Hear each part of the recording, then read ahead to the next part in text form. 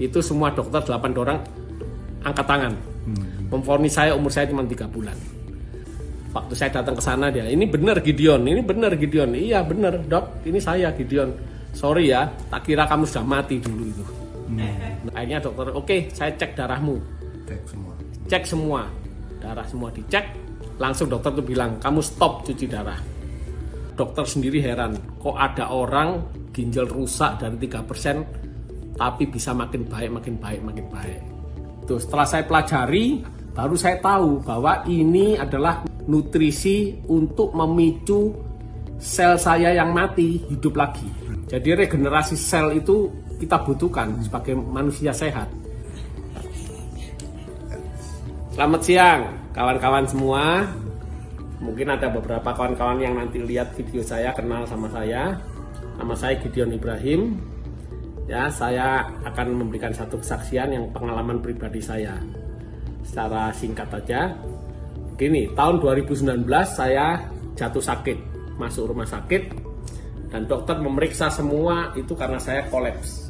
Saya kolaps dan berat badan saya turun sampai 41 kilo, dan dokter akhirnya menemukan penyakit saya. Salah satunya pneumonia, paru-paru basah, dan saya nggak bisa napas sampai saya pakai oksigen. Selain itu saya divonis lupus autoimun, kemudian hemoglobin saya drop sampai 6, di bawah 6. Jadi saya harus mengalami transfusi darah tambah berapa kali.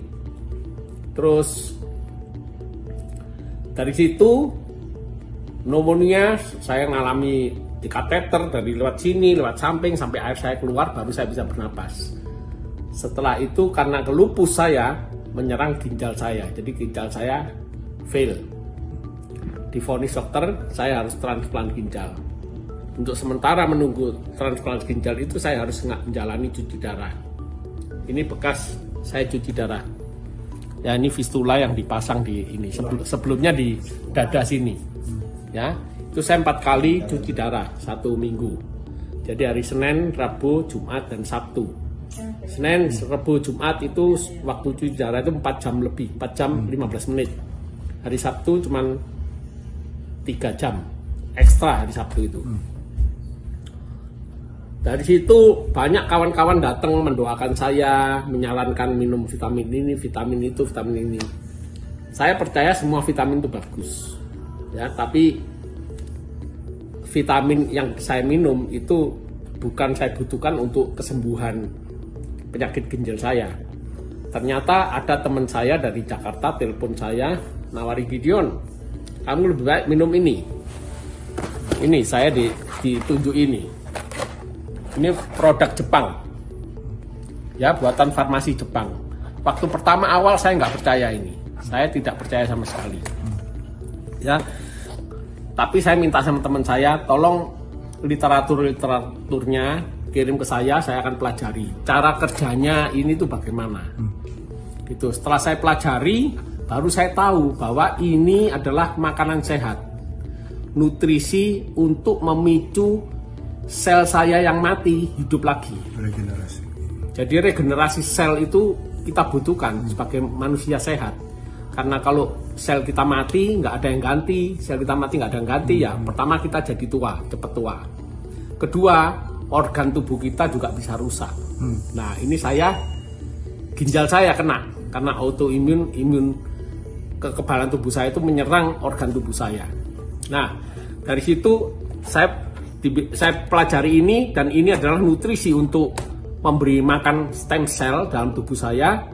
Baru saya mulai coba, saya berani coba.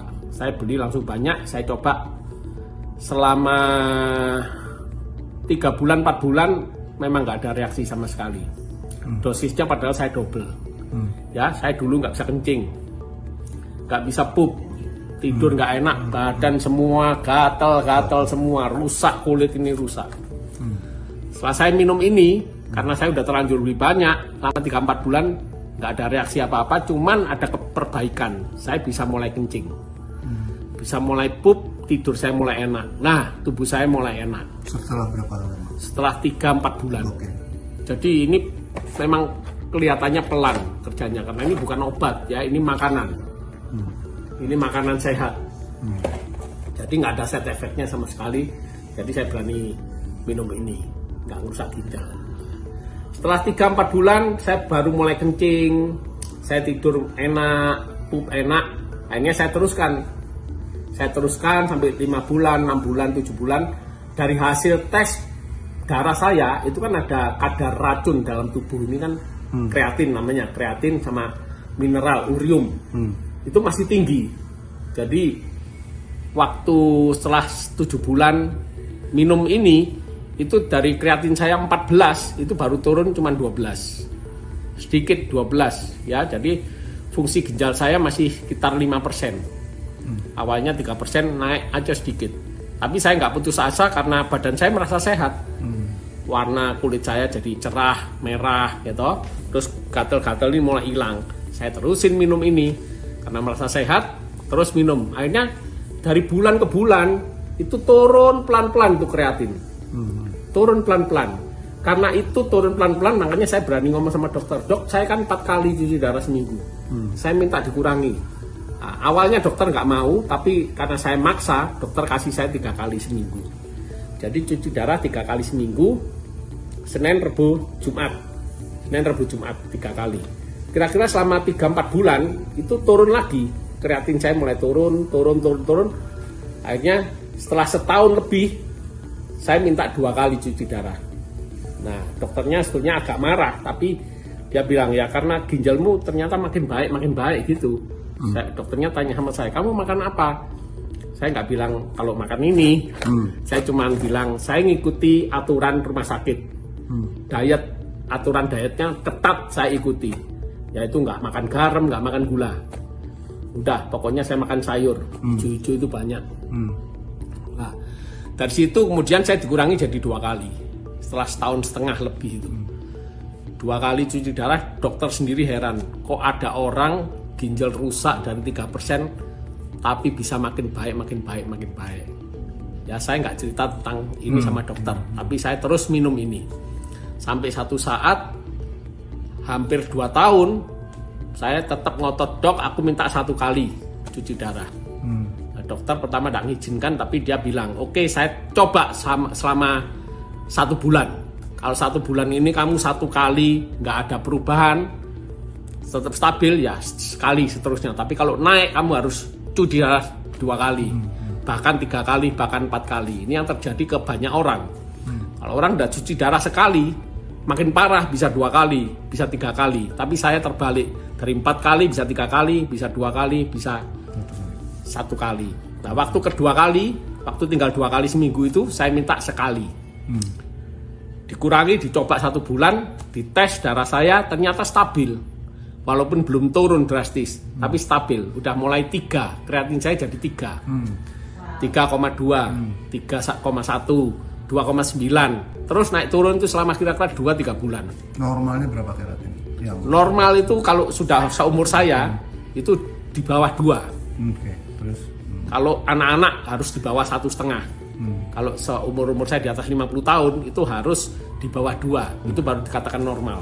Kalau udah di atas 2 itu risiko gagal ginjal. Nah, dari situ selama berapa bulan saya 1 kali cuci darah, ada suster yang nurse-nya bilang sama saya, kamu lebih baik cari second opinion. Lanjut second opinion. Second opinion. Nah, ini yang heran. Dulu saya dari awal rumah sakit 8 dokter nangani saya, udah memvonis saya sakit imun autoimun, leukemia, saya jalani kemoterapi 36 kali. Autoimun saya harus menjalani plasma 16 kali, saya harus transfusi darah. Itu semua dokter 8 orang angkat tangan.